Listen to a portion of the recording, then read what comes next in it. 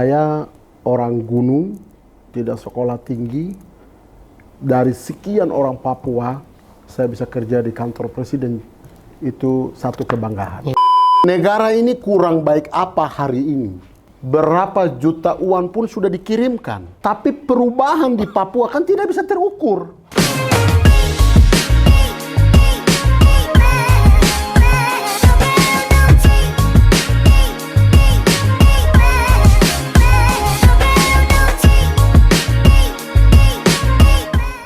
Selamat siang, halo rekan-rekan semua.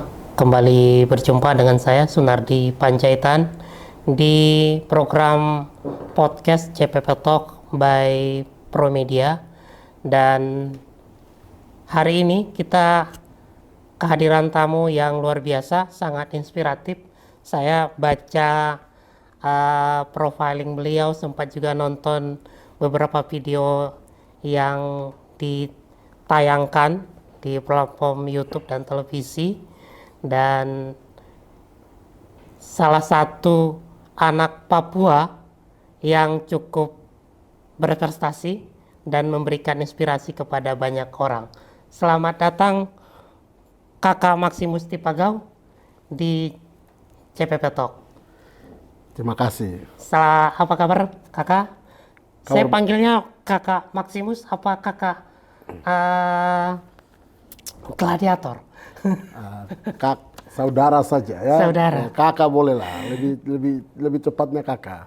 Baik. Saya terima kasih sudah telah mengundang saya di sini. Senang hati bisa berbagi cerita Indonesia, khususnya di tanah Papua, di Indonesia paling timur.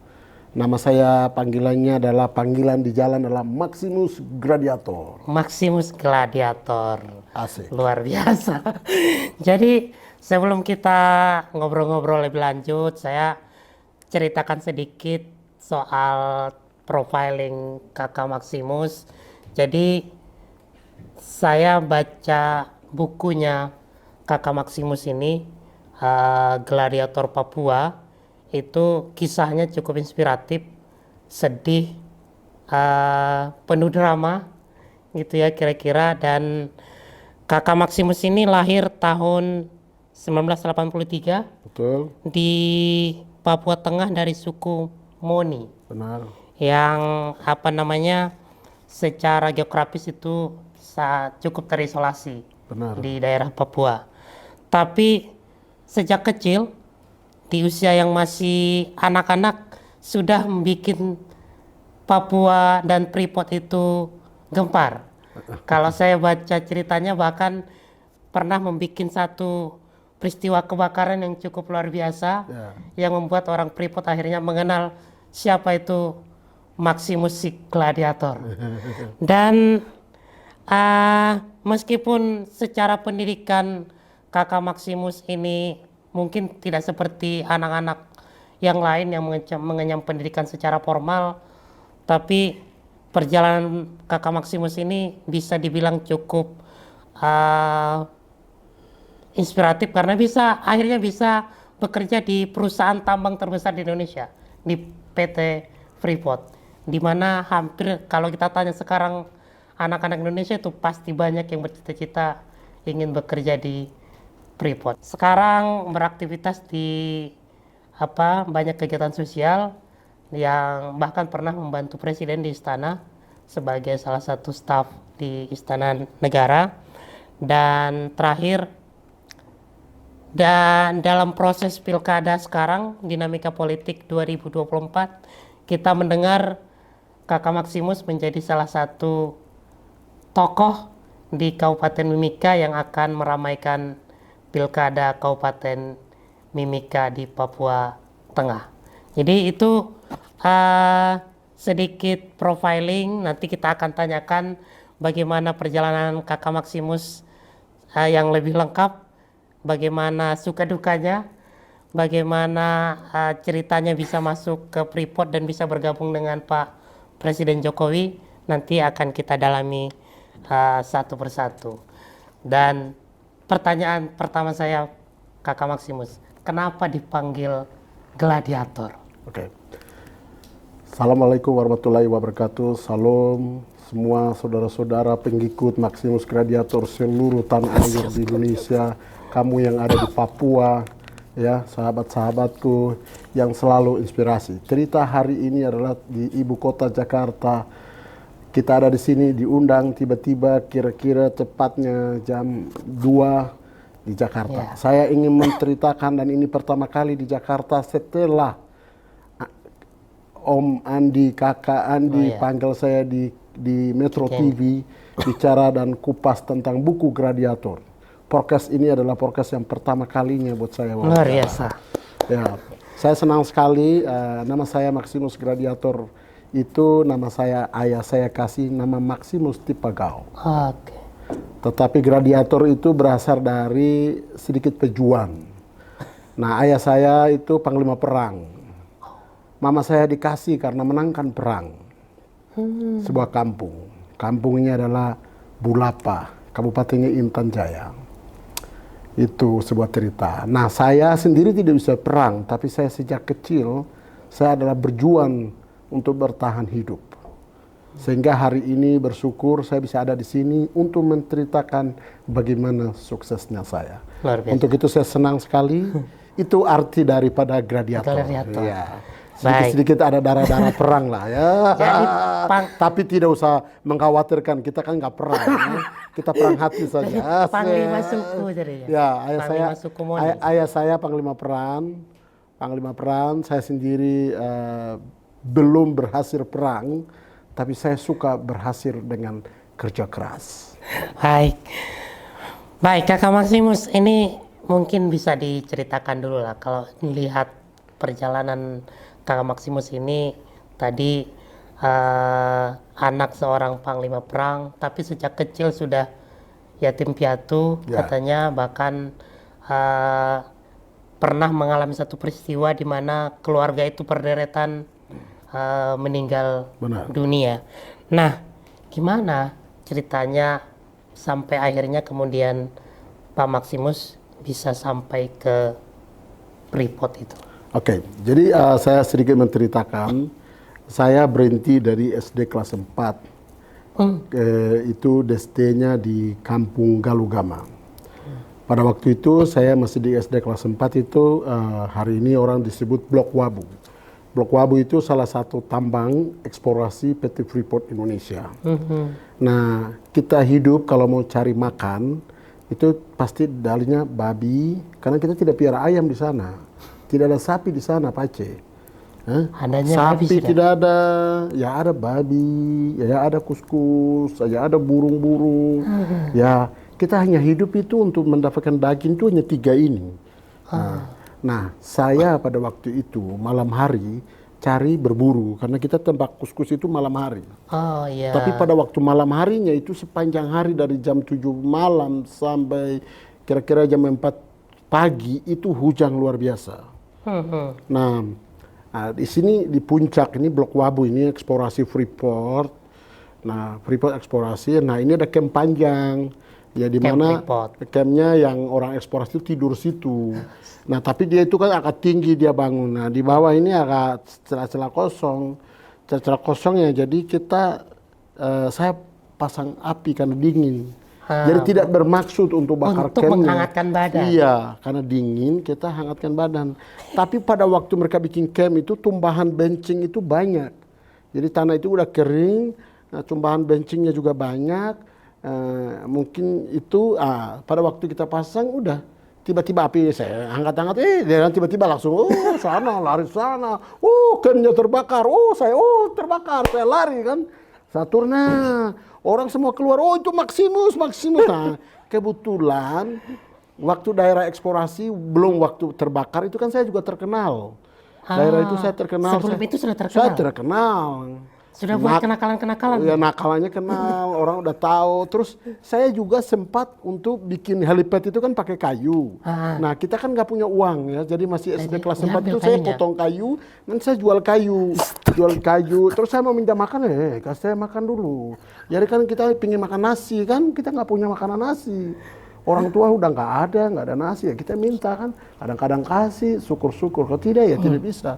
Yo, anak nakal Maximus, udah langsung ke barak itu terbakar. Mereka telepon di markas besar di Bilogai. Bilogai pagi-pagi coper turun jam 5 cari pakai senjata.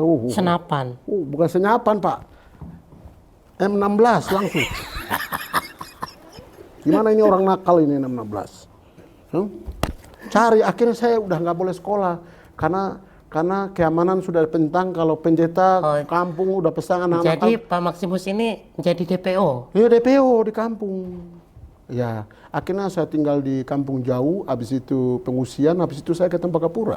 Oke. Itu cerita, Tembagapura terus jadi tukang kebun Tembagapura. Terus Tembagapura saya nggak bisa dapat sekolah lagi. Jadi saya jadi tukang kebun orang bule 9 tahun. Gimana ceritanya bisa jadi tukang kebun yang jadi tadinya kan saya, DPO itu? Jadi kan DPO, Kakak. di kampung saya DPO. Ya udah saya ke Tembagapura. Nah Tembagapura usia yang muda, usia aktif, usia Berapa tahun waktu sekolah. itu? Kira-kira 10 tahun. 10 tahun, anak 10 tahun ya. 10 tahun saya jadi- jalan kaki kosong, otak kosong, hati kosong, Perut kosong juga. perut kosong, baju tidak ada, semuanya nggak ada apa-apanya. Pergi melewati Gunung Jayawijaya, naik turun, ya, kaki berluka-luka, ya, tahan dingin, tahan lapar, ya, sampai Tembagapura. Tembagapura diusir pula, kita ke namanya Kampung Utukini. Utukini itu di mana warga masyarakat penduduk asli tinggal di situ, Freeport tinggal di sini. Nah, tinggal di sini sekitar setahun atau begitu, susah kita masuk di kota Tembagapura, apalagi dapat pendidikannya. Pendidikan itu harus anak pegawai Freeport baru boleh dapat pendidikan. Kalau kami orang di luar nggak bisa. Akhirnya saya suka kalau masuk Freeport. Nah, awal orang hidup sudah nakal, ya kan? Bekas nakal, jadi kalau security itu kan ada pagar kan? Jadi saya bikin kartapel taruh di kepala, nanti saya ada teman, pergi, lihat security, prak, Ketapel. kartapel. Oh, jadi terkenal lagi security. Oh, udah nanti di pos ini kita ganggu, pergi pos sana kita ganggu, besok lagi lanjut lagi, datang lagi ganggu sini, ganggu sana. Mereka punya kamera, mungkin sudah foto, mereka udah tulis. Maximus. Sudah. Jadi nama saya artis lagi di Tembagapura. Nah, mereka tidak kasih saya politik lagi. Ya, alasan saya Protestan, agama Protestan. Jadi yang Protestan itu kan ada di kampung masyarakat, jadi tidak boleh masuk ke Tembagapura. Katolik itu orang masyarakat karena Katolik, gereja Katolik di sana nggak ada, jadi sudah saya ikut saudara masuk ke gereja Katolik. Iya, gereja Katolik saya masuk. Dimasuk dalam gereja, orang keluar, saya pilih yang bawa mobil itu siapa, yang tidak bawa mobil siapa, yang bos ini siapa, saya pilih-pilih supaya saya kenalan. Habis kenalan saya minta kerja. Jadi ini hari Minggu gereja. Habis gereja saya pilih bos-bosnya. Saya pegang bule, minta kerjaan. Orang Jawa saya minta kerjaan. Ini masih usia kecil, masih inggusan-inggusan, mau kerja apa ini? Dia bingung. Tapi ada satu bapak namanya Titus Pulugono, sama orang bule 2 orang rekomen, dia kasih alamat, terus diajak naik mobil. Bulenya kasih alamat untuk datang di rumah dia. Kalau orang Indonesianya suruh saya naik mobilnya ke rumah, kasih makan, kasih nomor itu saya bawa ke security besoknya. Nanti kita kasih namanya kartu gardener, tukang kebun. Jadi saya diangkat sebagai resmi menjadi umur 9 tahun, 9-10 tahun itu menjadi gardener, tukang kebun. Di Tembagapura. Ya, nomor saya masih ingat, 33. Luar biasa. Angka kesukaan saya 222, tapi angka nomor tukang kebun saya 33. 33. Yes. Jadi akhirnya jadi tukang kebun di rumah bos-bos Freeport. Jadi kenapa saya memilih menjadi tukang kebun? Saya belum dapat kesempatan untuk sekolah. Sana tidak bisa dapat sekolah pada tahun itu. Nah, daripada saya tidak dapat sekolah, mau cari makan susah, apa-apa susah, saya memilih menjadi tukang kebun. Tukang kebun, saya belajar bahasa Inggris, bahasa Indonesia, hitungan-hitungannya. Saya di Tuhan pertemukan orang-orang pintar semua. Saya belajar sopan santun, saya belajar etika, saya belajar leadership, saya belajar disiplin, saya belajar orang jujur, saya belajar untuk hidup kita bersih, saya belajar juga tabung uang. Nah, dari situlah secara pendidikan saya nggak dapat, tetapi Saya dipertemukan orang-orang baik, orang-orang soleh, orang-orang pintar melalui tukang kebun. Menjadi saya pintar dan saya menjadi guru di tambang PT Freeport Indonesia. Dan saya juga menjadi sukses tambang, menjadi kontraktor di PT Freeport Indonesia. Dan saya juga sukses menjadi leadership dan disiplin dan moralitas dan pendidikan no formal yang saya bisa menyelesaikan sama dengan orang yang sekolah formal. Baik, Kakak Maximus, gimana prosesnya Kakak Maximus akhirnya bekerja di Freeport itu? Yang tadi kan lewat jadi tukang kebun, tapi kan kalau masuk Freeport itu kan harus ada pendidikan formal toh. Nah, sementara Kakak Maximus kan tidak ada pendidikan formal. Nah, ini ceritanya seperti apa itu? Jadi pada waktu itu kita kan masih zaman 2000, zaman 98 lah ya. Zaman 98 kan belum digital, ya, belum digital, sehingga di sana secara usia harus di atas 18 tahun, ya, itu secara Kementerian Tenaga Kerja. Tetapi karena di sana itu melihat kerajinan, pergaulan dalam, dan seterusnya, sehingga saya direkomendasikan 14 tahun, umur 14 tahun, saya bisa kerja di Freeport. Oh, dia umur 14 tahun? 14 tahun, itu atas rekomendasi orang Jawa dan orang Amerika. Karena apa? Saya usia 14 tahun bisa kerja, karena saya bisa bekerja di uji itu dari jam 6 pagi sampai jam 6 sore. Jam 6 sore. Jadi bos saya itu sebelum pergi kerja ke tambang, saya sudah nyuci mobil, bayangkan itu saya sudah nyuci mobil. Di sana kan daerahnya dingin, daerah es. Jadi impun pagi itu kaca mobilnya udah gelap. Saya, nanti dia bangun, "Hey Maximus, how are you? What are you doing?" Huh? "Oh, I'm okay." Langsung saya bersihkan, good. Dia langsung kalau ada uang kecil dia give me a bonus. Oh, I'm happy. Saya paling happy sekali. Bulena senang karena sebelum dia ke tambang, saya sudah bersihkan mobil. Sekarang dia kerja di tambang, mobilnya udah kotor, pecek semua. Saya bersihin lagi sorenya. Dia keluar lagi, mungkin dia mau pergi makan malam sama istrinya, mobilnya udah bersih lagi. Dia bilang, "Oh my God, it's still every day." Setiap hari. This is my job. Rumah itu bersihkan, toilet pun saya bersihkan, bunga-bunga bersihkan, mobil bersihkan, semuanya dilakukan, I'm do to my best. Akhirnya bule dengan orang tua angkat itu merasa, kalau saya nggak bantu Maximus, merasa ada sesuatu yang salah. Gitu. Ada sesuatu yang salah gitu. Sementara orang ini kerja mati-matian buat saya gitu. Nah, dia bisa membantu orang lain yang pakai prosedur segala macam, itu dia bisa memberikan promosi gaji orang dan apapun. Tapi siang malam ada orang yang membersihkan rumahnya dan bersihkan mobilnya dan semuanya dan bantu istrinya, merasa dia beban. Maka dia interview saya, dia bilang, "Kamu bisa jadi tukang kebun saja, jangan kerja di tambang." Saya bilang, no, saya harus kerja di tambang. Dia pikir, iya ya, daripada saya bantu orang lain, kita coba. Jangan coba, harus jadi. Dia bilang, kita coba ya, tidak ada coba-coba. Besok saya jadi bawa alat tambang. Terjadi bawa tambang, jadi guru. Jadi guru. Kan pede dulu. Masih ada darah-darah perangnya. Kita perang. Masih ada darah-darahnya. Jadi pede dulu. Dia bilang, saya masih ragukan Anda bisa bawa alat tambang di Grasberg. Karena tandangannya luar biasa, tulisan semuanya itu bahasa Inggris, ya, itu risiko yang berat, ya, fatality. Dia kan memikir sesuai kompetensi saya, background saya, profil saya, dengan tandangan yang saya hadapi. Nah, realistis dong.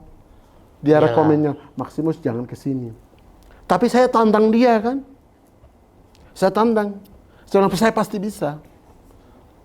Dia bilang, Iya juga ya. Akhirnya Kita bantu aja. akhirnya jadi pelatih. Latih 200 jam lolos sama dengan orang yang S1, S2 kita kasih lewat sama-sama. Luar biasa. Jadi saya bisa bertanding sama orang yang lulusan formal, ya lulusan di Bandung dan Jakarta, ataupun di mana saja di Indonesia ini, ya dia dan saya kelasnya sama, tidak ada perbedaan. Baik. Karena apa? Saya mau belajar. Baik, terima kasih Pak Maximus, luar biasa. Ceritanya inspiratif dan ini daging semua ini ya. Baik, berikutnya ketika Pak Maximus sudah berada di Freeport, saya baca selama 14 tahun katanya. Iya betul. Tapi akhirnya memutuskan untuk keluar. Betul. Ini jadi pertanyaan juga ini. Sudah nyaman, gajinya Bagus, gede, jadi guru tambang. guru tambang pula. Tiba-tiba kenapa keluar? Orang senekat apa ini Iya. memilih untuk keluar? Ya, jadi gini Pak, saya itu sebelum kerja tambang itu saya ini pendaki. Oke. Pendaki gunung sebelum ayah saya meninggal, itu saya umur 6 tahun tuh naik gunung. Jadi biasanya setelah saya kerja di Freeport, saya suka mendaki putar-putar. Tapi ada sesuatu yang macam saya sedih gitu. Ini tanahnya indah, Freeport bertambang, tapi masyarakatnya susah gitu. Jadi selalu saya mendapatkan inspirasi ini dari gunung. Gunungnya ini adalah Puncak Somatua, Mbainggela, Kartens Pyramid, dan sekitar ini saya suka menjejaki gunung. Nah itu menjadi beban saya, bahwa saya harus pergi bantu masyarakat. Jadi saya waktu itu masih kerja itu saya pergi bikin sekolah, antar bawa dokter. Saya suka menjalan dengan masyarakat. Saya suka berbagi karena saya punya gaji, saya punya jaket atau apapun. Saya suka apa yang saya miliki itu saya suka berbagi. Oh, jadi waktu kerja di Freeport itu sudah bantu-bantu? Saya suka bantu orang karena saya sudah melewati hidup susah. Oke. Jadi hidup susah itu sudah bagian dari hidup saya. Maka saya lihat masyarakat kalau hidup susah, orang sekitar itu ada susah, saya suka panggilan saya, suka pingin menolong. Sehingga waktu itu saya posisi nyaman, gaji besar, posisi bagus, saya bisa bahasa Inggris, saya di-hire jadi guru, saya bisa jadi potensi jadi manajer di PT Freeport Indonesia. Tapi saya lebih lagi pingin menolong orang, pingin menolong masyarakat saya, pingin membantu. Walaupun saya tahu saya punya terbatasan dan punya kekurangan, tapi saya punya jiwa, raga saya untuk menolong orang. Ini namanya ketika karena punya latar belakang kehidupan susah. Jadi meskipun sudah berada di puncak karir itu, tetap lihatnya ke bawah. Ya. Tetap melihat orang-orang sekitar yang ingin dibantu. Ya.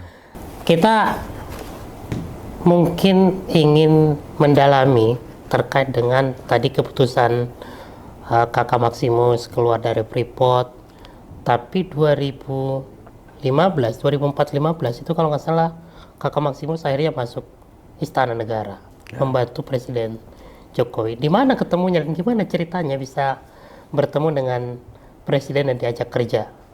Jadi alhamdulillah saya puji Tuhan pada waktu itu Presiden pertama Pak Jokowi sedang kampanye di Papua, itu ada relawan-relawan. Nah, kebetulan saya relawan kawan Jokowi, ketua kawan Jokowi di tanah Papua. Nah pada waktu itu saya bawa bendera kawan Jokowi itu ke puncak Kartens.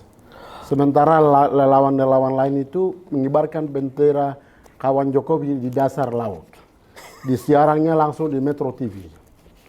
Dari situ kita berjuang dan Papua menangkan Jokowi pertama kali. Menangkan Papua Jokowi, dan pada waktu itu saya satu tim juga dengan Bapak Lenis Kogea. Pak Lenis. Ya, Lenis Kogea. Iya. Sehingga Pak Lenis Kogea diterima menjadi staf khusus Presiden Republik Indonesia Bapak Jokowi, dan otomatis beberapa relawan kuat di Papua itu di-hire menjadi stafnya Lenis. Saya diantaranya di-hire menjadi staf tenaga ahli di bidang ekonomi dan investasi di Istana.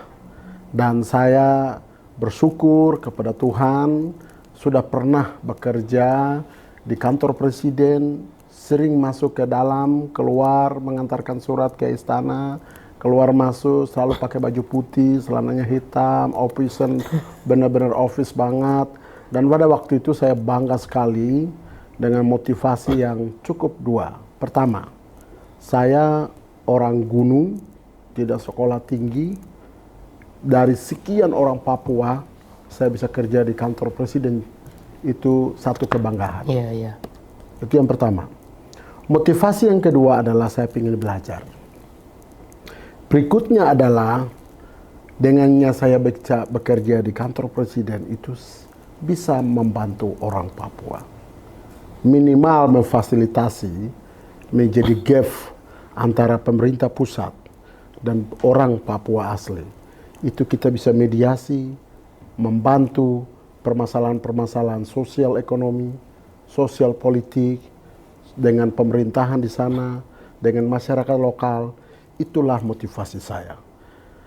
Waktu itu SK saya untuk 5 tahun. Tetapi saya tidak sampai selesai. Hanya 3 tahun bekerja di kantor presiden. Saya kembali lagi ke tanah air saya di Papua untuk melakukan pekerjaan sosial saya dan bisnis saya sendiri. Saya masuknya di situ, Kakak Maximus. Jadi sekarang itu berarti Kakak Maximus fokus pada kegiatan-kegiatan sosial dan bisnis di Papua. Nah, apa ini kegiatan-kegiatan yang sekarang dilaksanakan oleh Kakak Maximus? Setelah kerja di kantor presiden, periode pertama, itu saya pergi, saya membangun namanya Yayasan Somatua.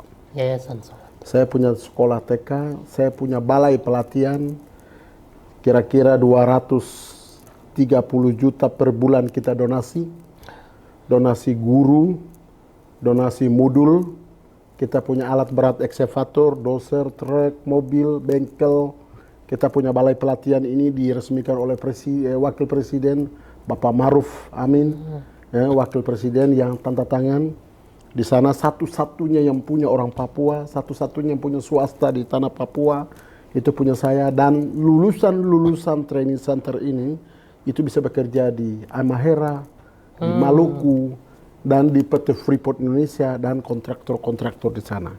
Kenapa training center ini saya bangun? Ingin saya menolong orang yang tidak mampu. Karena zaman sekarang itu harus pakai zaman kompetensi. Ya. Memiliki kemampuan, keahlian. Kalau Anda tidak memiliki keahlian, akan sulit untuk masuk dalam dunia usaha dan industri.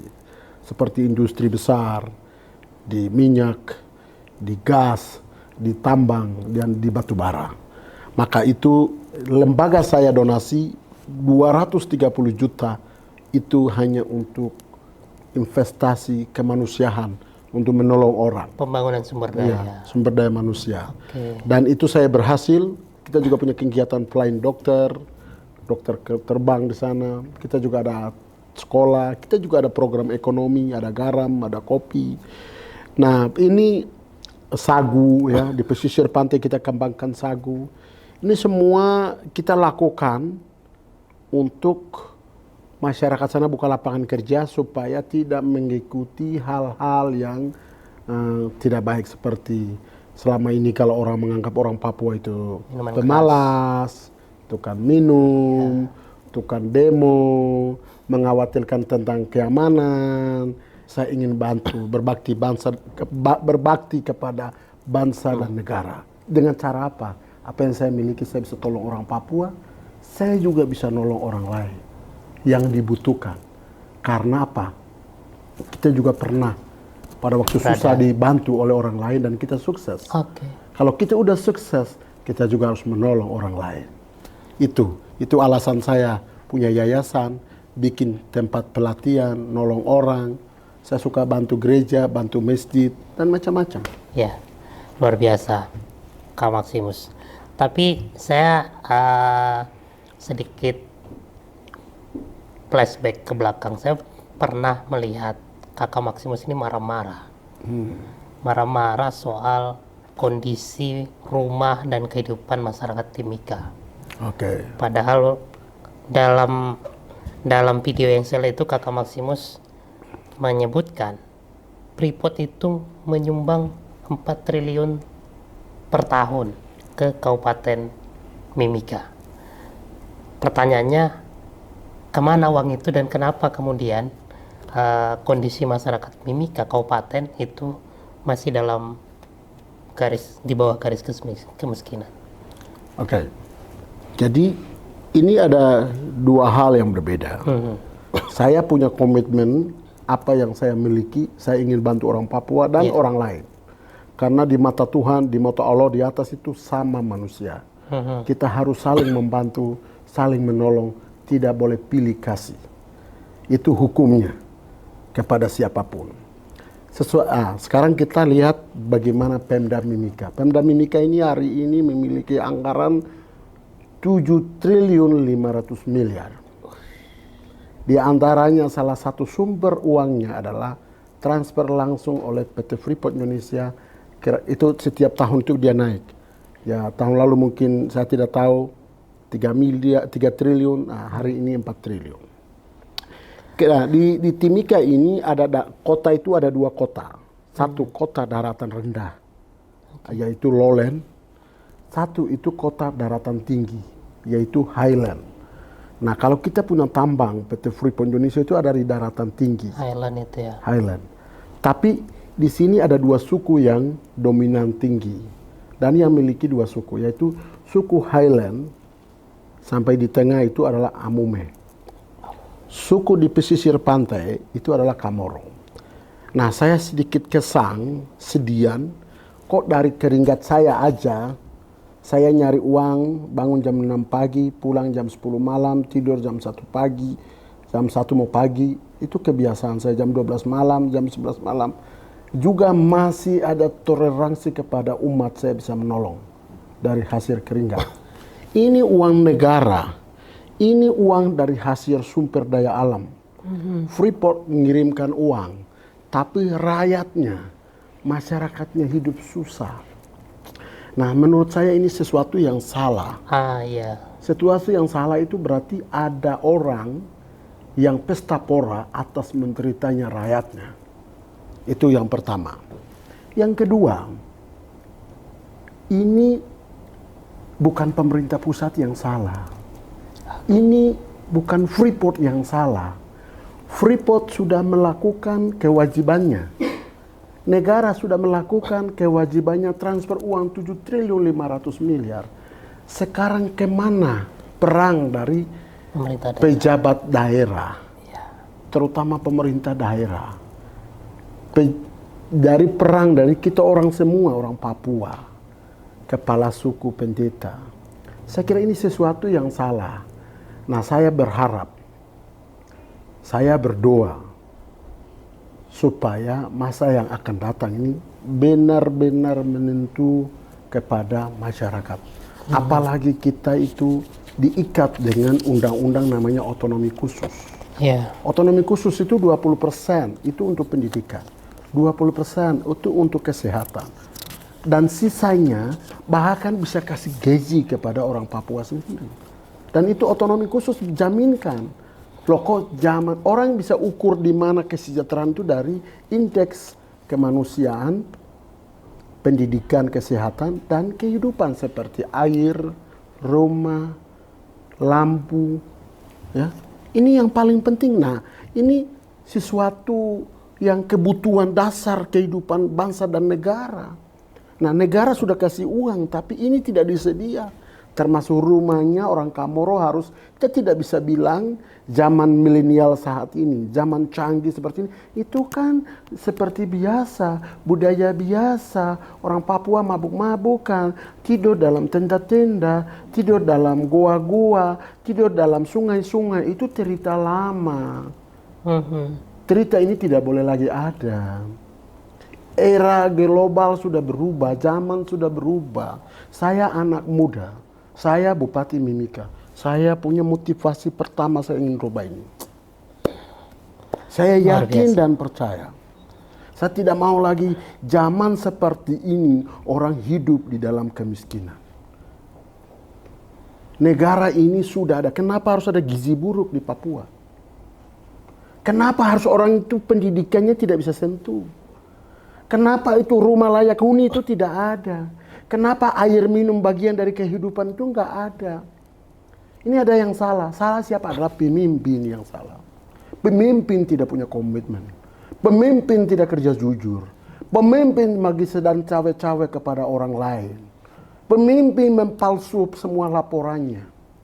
Maka saya ketika jadi bupati, motivasinya adalah sebagai anak muda berubah semua cara-cara yang memperalatkan dan tidak berpihak kepada orang asli Papua dan Nusantara. Dan berbakti kepada bangsa dan negara. Nomor 1, berbakti bangsa dan negara. Nomor 2, kepentingan Nusantara. Nomor 3, komitmen untuk orang Papua. Kalau masa lalu saya sehidup susah, dan saya diberkati, Allah mengasihi saya rezeki, Tuhan kasih saya rezeki, saya bisa berbagi rezeki saya. Saya bercita-cita besar, menjadi Bupati Mimika. Saya ingin berantas kemiskinan, absolut, di pendidikan, kesehatan, gizi buruk. Dan apalagi tambah lagi kalau orang Papua yang gak sejahtera, gak mendapatkan haknya, dan selalu protes kepada negara, selalu protes kepada Freeport. Freeport bukan pemerintah, Freeport adalah sebuah kontraktor antara Amerika dan Indonesia. Sudah final, nggak ada tekanan kepada Freeport. Perlu kita lakukan adalah introspeksi kita sendiri dan kita adalah perubahan. Jadi kalau masa lalu saya boleh hidup susah. Allah bisa tolong saya, bisa jadi sukses jadi pengusaha, kerja di istana, kerja di Menteri Dalam Negeri, sekarang kerja di mana-mana, bicara tanpa teks. Itu semua pemberian Allah di atas. Kalau bupati adalah amanah, titipan. Maka saya percaya diri saya orang asli Papua. Saya anak muda Papua. Percayalah sama saya. Sungguh-sungguh saya akan melakukan menjadi kewajiban saya. Saya akan total mimpi harapan saya. Ada perubahan terjadi di Indonesia Timur. Kalau selama ini setanah air Indonesia paling takut ke Papua. Sementara Papua kaya raya. Papua adalah surga. Papua adalah in the world. Paradise. Semua ada di tanah Papua. Itu negaranya, negara Indonesia. Bagian dari NKRI. Saya ingin sebagai anak muda menghilangkan namanya negatif kepada tanah Papua. Untuk itu, semoga pertaruhan 2004-2009, saya menang bupati, saya ingin legasi. Ada satu legasi yang saya suka baca. Nelson Mandela ada di Afrika. Berkali-kali dia masuk penjara. Dia keluar dari penjara. Dia ambunyi orang yang ada di penjara. Dan dia ambunyi masa lalu kulit putih. Dan dia yang menjadi perdamaian dunia, presiden kulit hitam. Maka saya ingin bagian dari dia. Papua boleh ada kulit, warna, budaya berbeda, agama boleh. Tapi kita Indonesia, legasi bagi bangsa dan negara nomor 1. Kita akan lakukan mimpi itu di timur Papua, di Timika. Saya harus tepuk tangan ini. Luar biasa. Harus mimpi dulu. Kalau Anda nggak punya mimpi, nggak usah coba-coba bubarkan. Harus bubarkan. Jadi optimis, mimpi, harapan, perubahan. Jadi kapasitas saya saat ini bukan nyari uang. Saya bukan orang cawe-cawe. Saya udah keliling dunia. 9 kali saya sudah ke Jerman. Saya ke Amerika, kasih ke mana-mana. Karena saya satu-satunya yang punya perusahaan pariwisata Mentaki Kartens Pyramid. Itu saya. Saya jual 9.000 US dollar. Saya adalah guide satu-satunya perusahaan, guide satu-satunya Seven Summit, Kartens Pyramid. Saya sudah keliling dunia. Seluruh orang boleh tanya, oh Bapak punya tempat itu makan orang, kamu orang jahat. Iya, itu betul. Itu kamu yang OPM, kamu yang jahat-jahat ya, betul. Itu orang tua saya. Sekarang anaknya siap jadi guide buat kamu. Oh betul, kau jadi guide, kau jaminan, saya jaminan. I'm guarantee for you. Baik. Dan saya jadi guide naik pulang, mereka bilang apa? Saya baca di televisi, saya baca buku, saya baca di internet, negatif. Sekarang saya sudah sampai surga dunia. Luar biasa. Welcome to paradise. Itu semua komen dari semua bule yang saya bawa naik gunung.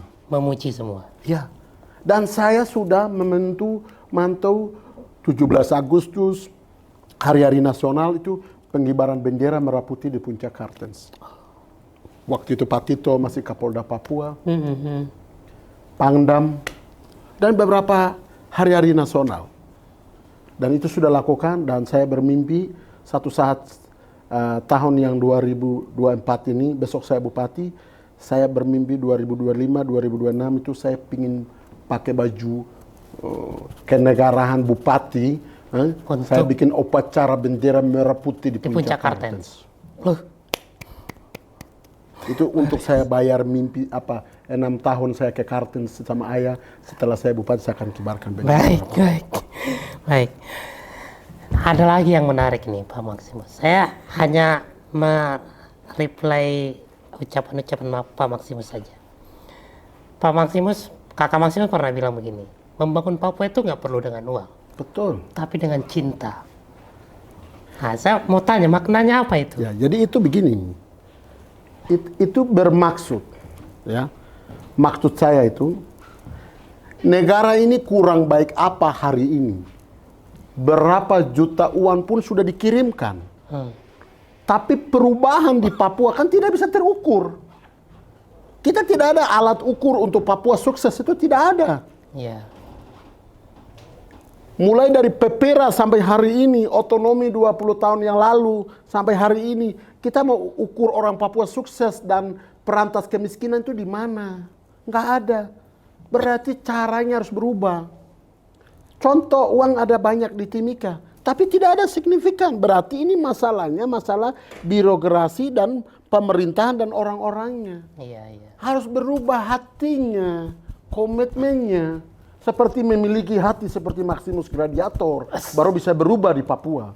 Kalau tidak memiliki hati seperti ini, tidak akan ada perubahan di Papua.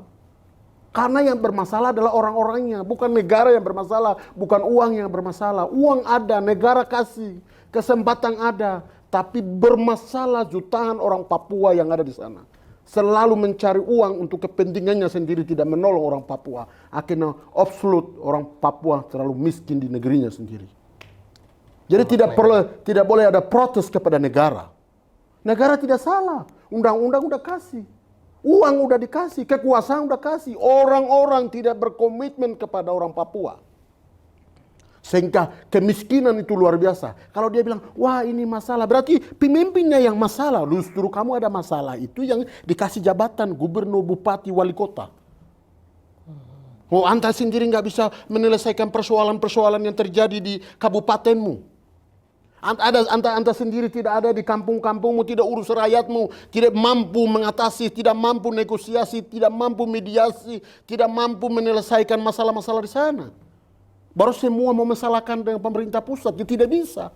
Pemerintah sudah kasih uang, pemerintah sudah kasih jabatan, pemerintah sudah kasih kewenangan.